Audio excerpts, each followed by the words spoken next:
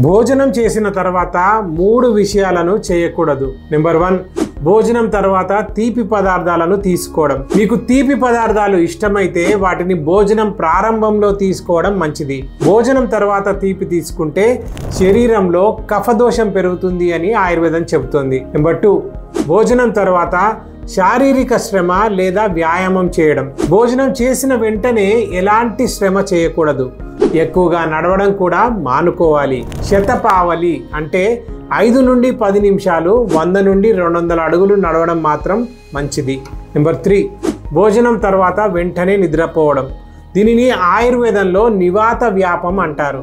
ముఖ్యంగా పగటి నిద్రను నివారించాలి. కానీ భోజనం తర్వాత ఎడమ వైపు అంటే లెఫ్ట్ లాటరల్ పొజిషన్లో 15 నుండి 20 నిమిషాలు విశ్రాంతిగా పడుకోవచ్చు. రాత్రి భోజనం త్వరగా పూర్తి చేయాలి. ఉదాహరణకు 7:30 లోపు తినేయాలి. ఆ తర్వాత కనీసం 3 గంటల తర్వాత నిద్రపోవాలి.